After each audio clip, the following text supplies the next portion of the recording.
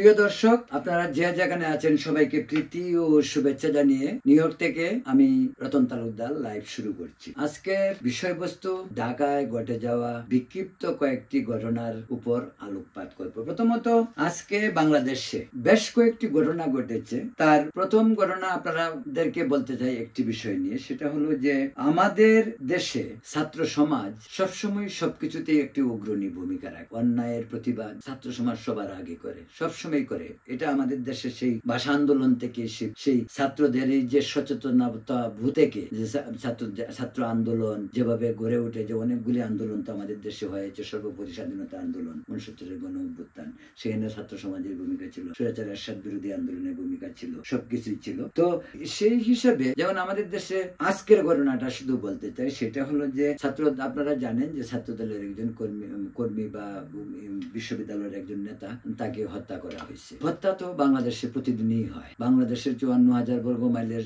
সর্বত্রই গত 9 মাসে যে পরিমাণ খুন, যে পরিমাণ গুমের কথা বলে নাই, বহুত লোক গুমও হয়েছে, তাদেরকে পাওয়া যাচ্ছে না। তারপর আর কি হলো, দর্শন হয়েছে, অনেক নারীর উপর নির্যাতন হয়েছে এবং কন্টিনিউ হচ্ছে। তো আজকে শাহবাগে বিশাল গণজমায়েত ছাত্রদের ওই ছাত্র হত্যা নিয়ে। তারপর আপনার একটি বিরল ঘটনা ঘটেছে বাংলাদেশে, যেটি আগে কখনো হয়নি। সেটা হলো যে সেনাবাহিনী বরখাস্ত কতিপয় সৈনিক যারা প্রেস ক্লাবে আজকে মিটিং করেছে, সাংবাদিক সম্মেলন করেছে, যেটা কোনোদিনই প্রেস ক্লাবে সেনাবাহিনীর কোনো ধরনের উপস্থিতি এর আগে দেখা যায়নি। কেন তারা এটা করলো? এবং বাইরের সেনাবাহিনী ছিল। এই অনুষ্ঠানটা কিন্তু আসলে তাদের ছিল সেনানিবাসের কাছে, কিন্তু সেখান থেকে তাদেরকে সরিয়ে দেওয়া হয়েছে বা সেই জায়গাতে নিষিদ্ধ ঘোষণা করা হয়েছে কোনো ধরনের ডেমনস্ট্রেশন বা কোনো বিক্ষোভ করার জন্য, যার জন্য তারা বাধ্য হয়েছে ওইখানে আসতে। তো প্রশ্ন হলো, তারা কি চায়? তারা সেনাবাহিনী থেকে পর্যায়ক্রমে বরখাস্ত করা হয়েছে তাদেরকে। কেন করা হয়েছে সেটা সেনাবাহিনীর বিষয়, কিন্তু তাদের সুযোগ সুবিধা, তারা তো সৈনিক, তারা দেশপ্রেমে উদ্বুদ্ধ হয়েই একজন সেনাবাহিনীতে যায়। আমাদের সেনাবাহিনীর একটা গৌরবোজ্জ্বল ভূমিকা আছে। বিশেষ করে এই 5 আগস্টের পর সেনাবাহিনীর যে সমর্থন এই গণ আন্দোলনের প্রতি, শেখ হাসিনার বিদায় কোনো অবস্থাতেই হতো না যদি সেনাবাহিনী ছাত্র আন্দোলনের প্রতি সমর্থন না দিত। এটা পরিষ্কার কথা। শেখ হাসিনাকে ভারতে বিদায় করার পর্যন্ত আমাদের সেনাবাহিনীর ভূমিকাটি অত্যন্ত গৌরবোজ্জ্বল। তো সেই জন্য বলছিলাম যে আজকের এই দুটো ঘটনা।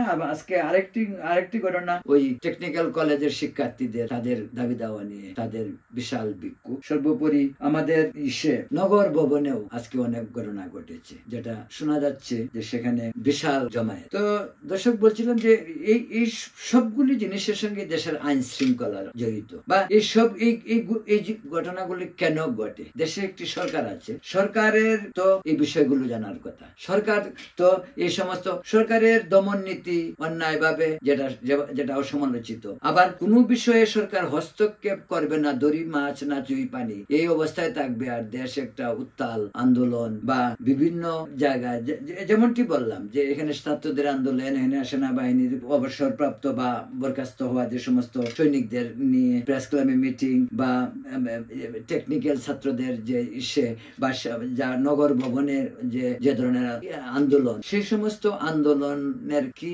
সিগনিফিকেন্স, সেটা কি মিন করে? সেটা মিন করে এইটাই যে সরকার সামলাতে পারছে না। সরকারের নিয়ন্ত্রণে নেই। দেশটি কি আদৌ সরকারের নিয়ন্ত্রণে আছে কিনা সেটাই অনেক সময় এই সমস্ত আন্দোলনে বোঝা যায়। এইগুলি তো বড় বড় আন্দোলন। এছাড়া বিক্ষিপ্ত ভাবে দেশের বিভিন্ন জায়গায় অনেক আন্দোলন হচ্ছে, যেগুলি অনেক সময় দেখা যায় যে উপজেলা পর্যায়ে, জেলা পর্যায়ে, বিভিন্ন জায়গায় বিভিন্ন ধরনের। দেশে এত শৃঙ্খলতা সমাজে, জীবনে কেন থাকবে? একটি দেশ আন্দোলনের মাধ্যমে এক সরকারকে পতন ঘটিয়েছে, তিনি দেশ থেকে বিদায় হয়েছেন, নতুন সরকার এসেছে। স্বাভাবিকভাবে দেশ একটা স্থিতিশীল শান্তিপূর্ণ পরিস্থিতির দিকে এগিয়ে যাবে। কিন্তু তারপরে দেখা গেল আমাদের কি, গত 9 মাসে প্রতিটি সেক্টরে, সেটা হোক আইন শৃঙ্খলা বাহিনী, সেটা হোক সিভিল প্রশাসন, সেটা হোক প্রাইভেট সেক্টর, সব জায়গায় এক নৈরাজ্য। তো এই যদি হয়, তাহলে আগের শেখ হাসিনা সরকারের আমলে তো সেই জিনিসই ছিল। তা আমরা কোথায় বেরিয়ে, আমরা ওই হাসিনা ফ্যাসিস্টকে বিদায় দিয়ে এখন আমরা যা করছি, তাও তো অনেকটা ফ্যাসিস্টের চেহারায় আমাদের চোখের সামনে ভাসে। কোথাও সরকারের নিয়ন্ত্রণ নেই। সরকার শুধু কিভাবে নির্বাচন না দিয়ে ক্ষমতায় থাকা যায়, সরকার সেই পরিকল্পনা নিয়ে, সেই ষড়যন্ত্র নিয়ে ব্যস্ত। কিভাবে ওকে দমন করা যাবে, কিভাবে জামাতকে দমন করা যাবে, কিভাবে বিএনপি কে আড়াল করা যাবে, কিভাবে নির্বাচন না দিয়ে আরো 6 মাস বেশি থাকা যাবে।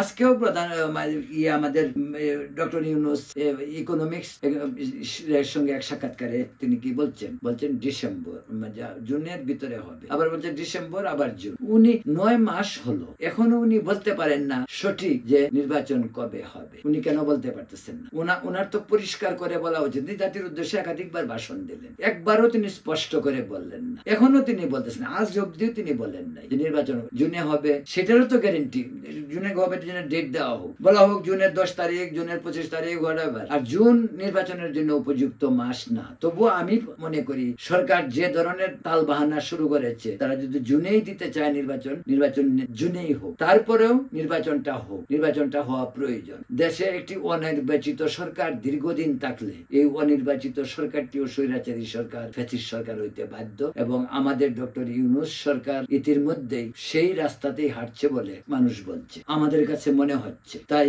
ইউনূস সরকারকে সেই রাস্তা থেকে সরিয়ে এনে নির্বাচনমুখী করার জন্যই প্রেসারটা বা চাপ দিতে হবে। সেটা সকল রাজনৈতিক দল মিলেই দিবে, প্রশাসন, সেনাবাহিনী সকলকেই দেওয়া উচিত। কারণ তারা মুষ্টিমেয় কিছু লোক অন্তর্বর্তীকালীন সরকারের, তারা কিন্তু ক্ষমতা ছাড়তে চায় না। ক্ষমতার যে মজা, সেটা আগেও বলছি যে ক্ষমতার যে মজা, এই মজা তারা ছাড়তে চায় না। তারা মনে করে আজন্ম আমৃত্যু তারা এই ক্ষমতায় থাকবে, এবং তার জন্য যত ধরনের ফন্দি ফিকির করতে হয়, যত কৌশল করতে হয়, চলে বলে সবকিছু করতে তারা রাজি আছে। এখন এটা বোঝা যাচ্ছে।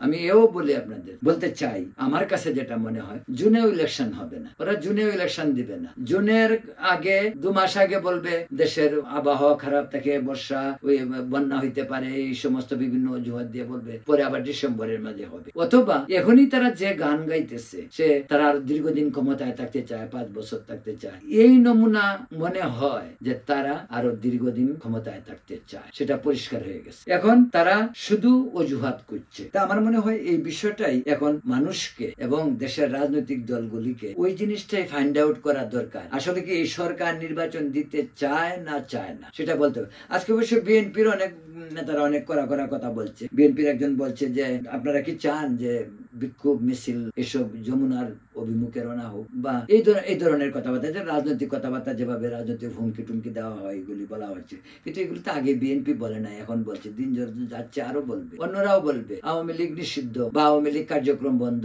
নিষিদ্ধ করা হয়েছে। কিন্তু আওয়ামী লীগ কি নিষিদ্ধ করার মতো দল? বা আওয়ামী লীগের সেসব কয়জন মানবে? আওয়ামী লীগে কি সবাই চুরি করছে? তৃণমূল আওয়ামী লীগ, কোটি কোটি লোক আওয়ামী লীগ করে, কোটি কোটি লোক বিএনপি করে, কোটি কোটি লোক তো এনসিপি করে না, কোটি কোটি লোক তো ডক্টর ইউনূসকে সমর্থন করে না।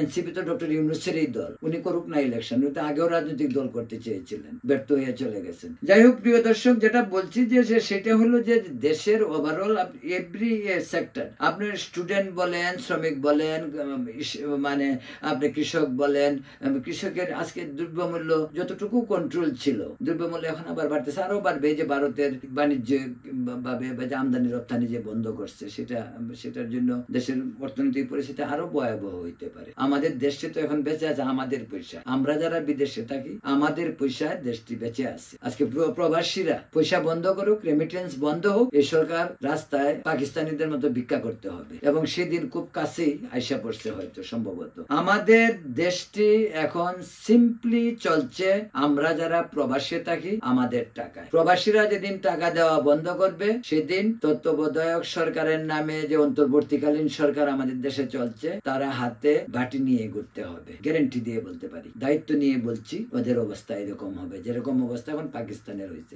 এখন আমাদের $1 বাংলাদেশের $125 মতো, খুব বেশি দূর নয়। যেমন পাকিস্তানের এখানে $1 পাকিস্তানের প্রায় $300, মানে 300 টাকা রুপি প্রায়, বলছি একুরেট আমার মনে হয় 280 বা 285। বাংলাদেশে তো আমরা এখন 125-এর ভিতরে আছি। পাকিস্তান থেকে মাচ বেটার না, শুধু মাচ বেটার। এই জন্য তো বলে যে পাকিস্তান তো ফকির, পাকিস্তান ভিক্ষুক। এই ভিক্ষুকের চেয়ে আমরা ভালো আছি। তো আমরা ভালো থাকবো না এই কারণে যে সরকার দ্বারা দেশটি নিয়ন্ত্রিত হচ্ছে, এই সরকার দেশটিকে কন্ট্রোল করতে পারবে না। ডক্টর ইউনূস যত বড়ই অর্থনীতিবিদ হোক, ডক্টর ইউনূস যত বড়ই নোবেল বিজয়ী হোক, নোবেল বিজয়ীতে পুরস্কার দিয়ে আমাদের পেট ভরবে না।